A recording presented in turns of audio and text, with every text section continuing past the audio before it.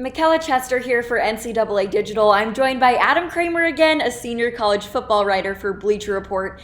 Alabama wins the national championship. We're talking a record-breaking offensive performance. Devontae Smith was unreal in that first half. And kudos to Ohio State, Justin Fields playing through that injury. Just a great way to close out this season. And now, Adam, we're going to look ahead to 2021. I know a way too early look, but it's going to be fun. What are some of your biggest storylines going into the season, and how will this year be interesting post-COVID, hopefully?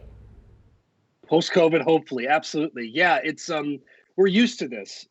Can Alabama do this again?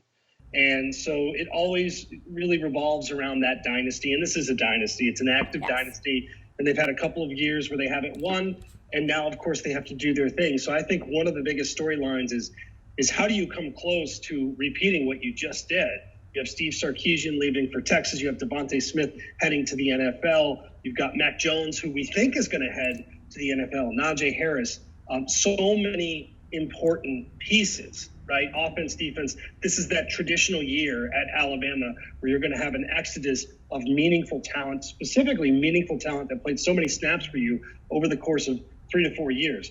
Surtain on defense. So you've got all these different pieces, and yet they are welcoming in one of their best recruiting classes ever, which for Alabama speaks volumes because we've done this before. They've got some young talent ready to take over. They've got young talent on offense, Bryce Young at quarterback. So I think, to me, you kind of pick up where you left off, which is Alabama, Nick Saban making another run at this thing with many different pieces that helped you get where you did this year.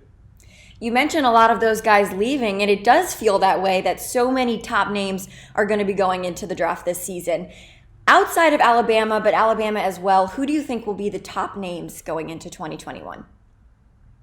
You know, I love the way too early looks. You mentioned how early it is, and it's going to be a very unique year with eligibility. Yeah. 2020 obviously changed things up, and we've got players potentially making decisions to stay or to go, and a lot of that's going to be determined in the coming weeks, and a lot of it's going to change. That's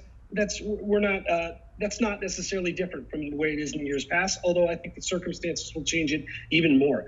Georgia is that team for me. Georgia has already gotten a lot of players who are coming back for the year. Mm-hmm. This is a team that's recruited at the Alabama level. I thought JT Daniels, the transfer from USC, played in the last 4 games, 10 touchdowns. The offense looked completely different. Now, look, as someone who's covered this team with Georgia, it's been a matter of when, right? They've had the talent. It's just you're trying to look for the breakthrough. As I look up and down that roster, and having the answer at quarterback is the big thing.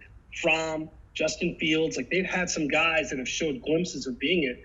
The glimpses we saw from JT Daniels this year were so good. He's going to be surrounded by a ton of talent. That's a team that, they've had some great years under Kirby Smart. I think they've been trending in the right direction with the changes at Alabama, with other pieces in the SEC. You look at LSU, just, Florida losing as much talent as they did. This does feel like it could be Georgia's year, but I've said that before. We've said that before. So I'm thinking this year more than ever, it might be validated. Okay, if you have to do it, who are your top 5 teams going into the preseason? So I would have Georgia as my number 1 team. Okay. I'd have Oklahoma as my number 2 team. I'd have Alabama at number 3. And I'm sure Nick Saban's probably not going to like hearing that, but they're going to be Alabama at number 3. I'd have Clemson at number 4.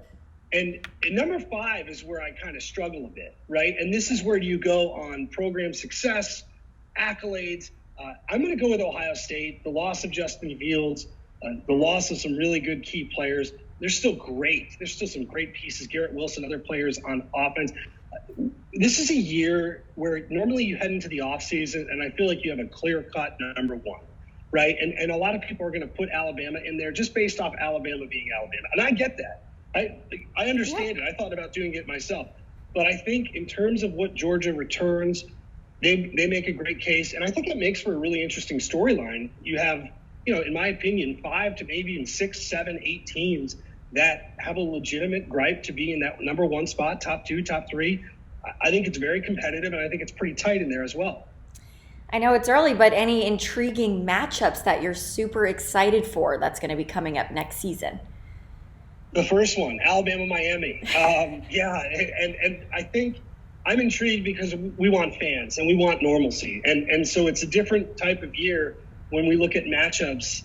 But that one is ripe with intrigue. De'Ara King is coming back for Miami, taking the extra year of eligibility. It was just crushing to see him tear his ACL in the bowl game. I've covered him before. I've interviewed him before. His journey to Miami has been great, and he's been a dominant player. And I just think watching him go up against a rebuilt Alabama team with fans, hopefully in the stands, getting that college football environment back. As someone who's covered the sport a long time, like it gives me chills just thinking about it. The whole scene, De'Ara King's last shot at this thing, and a guy that's been so much fun to watch versus the mighty giant that is Alabama. We don't have to wait long. I mean, to me, that's as good as it gets. Yeah, that's certainly going to be exciting, definitely in our books. But thank you so much, Adam, for joining me. Looking forward to the 2021 season. Appreciate it. Take care.